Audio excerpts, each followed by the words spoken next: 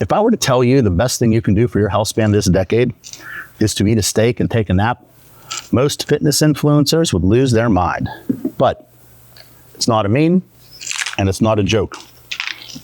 That's exactly how the science works. It's the kind of muscle that has you sprinting across the airport at age 70 or shuffling across the hospital floor at age 60. Today, I'm going to show you why this works, why most adults are under eating protein, why most adults are under sleeping, and how to fix them both this week. My name is Steve, and I've been a medical provider for over 20 years. This is More Fit Than Fat. This isn't a six-pack channel. This is a still strong, still sharp, still independent at 85 channel. So why am I posting videos? It's not to make money. I have a great job that I love. I make these videos because I was tired of trying to find advice out there on YouTube, and all I found were fitness influencers in their 20s with perfect bodies giving advice that just didn't apply to me. My guess is that if you're watching this, that this doesn't apply to you either. So I created this channel for us, the regular everyday person trying to get more fit this week than last week. And that being said, pause and read the disclaimer. The reason I'm hammering on protein and sleep today is because I spent years thinking I was doing the work, lifting weights, showing up consistently, and getting almost nothing back from it. No real strength, no size, just sore. The unlock wasn't a new program. It was finally understanding that the resistance training is only the signal. Protein and sleep are the materials and the construction crew. Without those two, the signal goes nowhere. So stick with me, and by the end of this video, you'll know exactly how much protein your body actually needs, why 8 hours of sleep is the floor and not the goal, and the one form of exercise that makes both of those things matter at all. Before we talk about steak or sleep, we have to talk about why we'd bother building muscle in the first place, because the answer is way bigger than how you look. Starting around age 30, the average adult loses roughly 3 to 8% of their muscle mass per decade, and that accelerates after 60. This is called sarcopenia, and it's not a cosmetic problem, it's a survival problem, and here's why. A 2014 study in the American Journal of Medicine looked at over 3,600 adults and found that those with the highest muscle mass had roughly 19 to 20% lower risk of all-cause mortality than those with the least. And we already covered grip strength. The PURE study tracked nearly 140,000 adults across 17 countries and found that for every 5 kilogram drop in grip strength, all-cause mortality rose 16%. So when we say build muscle for health span, we mean it, literally. Muscle isn't decoration. It's the organ that decides whether you stay independent. It's metabolic capacity, glucose buffer, fall protection, and bone load, all in one tissue. Think about what a frail 75-year-old can't do. They can't carry their own groceries. They can't get off of the toilet without a bar. They can't catch themselves when they trip. Every one of those failures is a muscle problem dressed up as an age problem. And every one of them starts decades earlier, quietly, when we stop training and stop feeding the tissue that keeps us upright. That's the steak. That's why we're spending 15 minutes on this video about a steak and a nap. Now, here's the painful part. To build or even maintain muscle as you age, you need a lot more protein than you've been told. The U.S. recommended daily allowance for protein is 0.8 grams per kilogram of body weight. That number was set to prevent deficiency, not to support muscle, not to support aging, not to support resistance training. It's the floor of you won't get sick, not the ceiling of you'll thrive. The Protage Study Group, an international consensus panel, recommended in 2013 that healthy older adults need 1 to 1.2 grams per kilogram per day, and the active or resistance training adults should aim for 1.2 to 1.5 grams per kilogram per day, sometimes even higher. And the most cited meta-analysis on protein and resistance training, Morton and colleagues in the British Journal of Sports Medicine pulled 49 studies and found that protein supplementation increased muscle and strength gains, with benefits maximized out around 1.6 grams per kilogram per day, or around 1 gram per pound of your goal body weight. My goal body weight is 200 pounds, and as of this video, I'm about 270, down from 315 when I originally started. But my protein goals have always been 200 grams per day because my goal body weight is 200 pounds. That's not 3 eggs in a salad. That's real portions of meat, fish, dairy, eggs, or if you're vegan, solid plant sources at every meal. It's also very important to stay within your calorie goal, whether it's to lose weight or if you're on maintenance. And what do I mean? For me, my calorie goal is around 1,900 calories per day to maintain a consistent weight loss. Protein is 4 calories per gram. If my goal is 200 grams of protein per day, 200 times 4 equals 800 calories. That's your starting point. Now, subtract 800 calories from my daily allowance of 1,900 calories, and I have 1,100 calories left for carbs, fat, etc. And here's a clean way to think about it.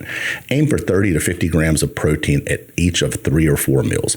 That's an 8-ounce steak. That's a chicken breast plus a cup of Greek yogurt, 2 scoops of whey protein plus a couple of eggs.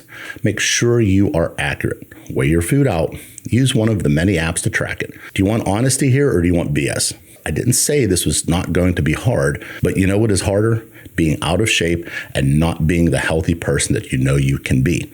So stop with the excuses and choose your hard. And to be honest, yes, this is more protein than most people are used to, but it's the same amount of food a 60-year-old needs to keep from losing 2 pounds of muscle per year. So again, pick your hard. And I'll be honest about my own mistake here. For a long time, I assumed I was eating plenty of protein. I lifted, I drank a shake, I felt like I was doing the work. Then I actually decided to track it. I was averaging around 80 grams a day, 80. With a goal of 200 grams a day, who is lifting 5 times a week, that is not maintenance. That's a slow leak. Once I tracked it for 2 weeks and got the honest gap, the fix was almost embarrassing. Bigger portions of meat for dinner, Greek yogurt with breakfast, a scoop of whey after lifts, nothing exotic, and within 2 months, my lifts went up. My recovery between sessions cut in half. And I wasn't suddenly a different athlete. I was finally just letting my body do what the training was telling it to do. So if you take nothing else from this section, take this. Track your protein for an honest week. Not what you remember eating, not what you intended to eat, what actually went in your damn mouth. Most people will be shocked at how short they are. Okay, so you ate a steak. Are you done? No, not even close. Because everything we just talked about, protein synthesis, muscle repair, hormonal recovery, almost all of it happens while you sleep. A 2011 review in Medical Hypothesis laid out the case clearly. Sleep is when growth hormone peaks, when muscle protein synthesis is upregulated, and when the catabolic stress of recovery is reversed. Cut the sleep, you cut every one of those processes. If that sounds abstract, here's the part you should worry about. In a now famous JAMA study, healthy young men slept just 5 hours a night for a week. Their daytime testosterone dropped by 10 to 15%, the equivalent of aging 10 to 15 years. That's 1 week. Imagine a decade. But the most painful study for anyone who diets and trains is this one. The Annals of Internal Medicine published a trial where overweight adults dieted for 2 weeks. Half slept 8.5 hours a night, the other slept 5.5. Both groups lost the same total weight, but the short sleep group lost 55% less fat and 60% more lean muscle. They ate the same, they lost the same total weight, but the people who underslept lost the wrong tissue. They lost the longevity organ. And it scales up. A meta-analysis in sleep pulled 16 studies covering more than 1.3 million people and found that consistently sleeping less than 6 hours a night was associated with a 12% increase in all-cause mortality. So if you're training hard, eating clean, and getting 5 to 6 hours of sleep, you are actively undoing your own work. The sleep isn't soft. The sleep is the workout finishing. And the muscle piece is just one half of why this matters. Sleep is also when your brain clears metabolic waste, when memory gets consolidated, when emotional regulation resets. We're not just talking about protecting your biceps here. We're talking about protecting the brain, and that's going to live inside your body for the next 40 to 50 years. This is also where the steak loops back in. Your body uses that protein during overnight fasting. The amino acids you ate at dinner are raw material your liver, your immune system, and your muscles are pulling from at 2 a.m. while you're in deep sleep. Eat the steak, miss the sleep, and most of that material gets oxidized for energy instead of rebuilt into tissue. The two inputs aren't separate. They're a system. Now, and this matters, the steak and the nap don't do anything on their own. They're inputs. They need a target. That target is resistance training. A 2022 meta-analysis in Age and Aging showed that resistance training in older adults didn't just preserve muscle, it improved aerobic capacity too. Lifting weights raised VO2 max in adults 65 and older, which is one of the strongest predictors of longevity that we have. So here's the loop. Lift heavy enough things to challenge your muscles, eat enough protein to give those muscles raw material, sleep enough so that your body can use that material to rebuild stronger. Take any one of those out of the loop and it breaks. Lift without protein and sleep, you grind yourself down.